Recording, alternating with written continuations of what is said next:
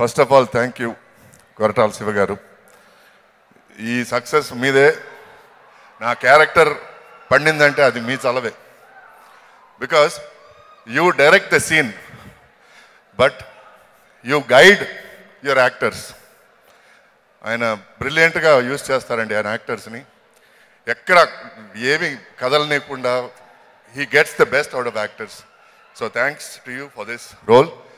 And ఈ క్యారెక్టర్లో నన్ను అనుకున్నందుకు చాలా thanks. Thank you Mythri movie makers.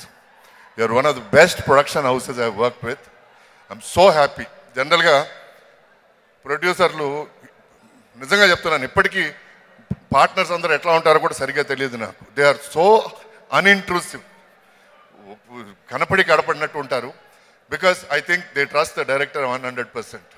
And Tarak, my chief, thank you Tarak for being such a wonderful co-star, such a giving co-star. ఎందుకంటే జనరల్గా హీరోలు తమ మీద ఫోకస్ ఉండాలి అని అనుకుంటారు. But Tarak wants everybody to give their best.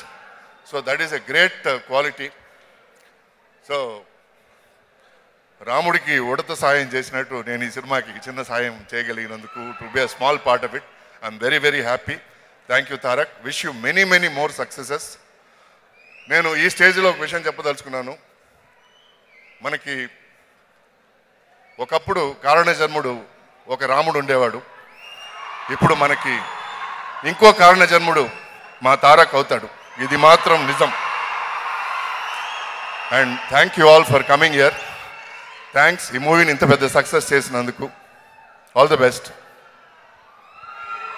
Cinema చూసి నేను చెప్పాలంటే నేను షాక్ అయ్యాను. హానెస్ట్గా చెప్పాలంటే షాక్ అయ్యాను. కామెడీ లేదు, కమెడియన్స్ లేరు.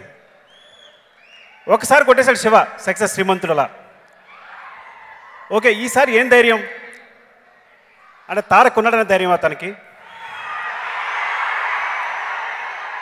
అంటే మీరు నిజం చెప్తున్నా, నాకు చాలా చాలా ఎమోషనల్ కనెక్షన్ తారక్తో. తారక్ ఎలా అనుకున్నా ఐ ఫీల్ లైక్ నిజంగా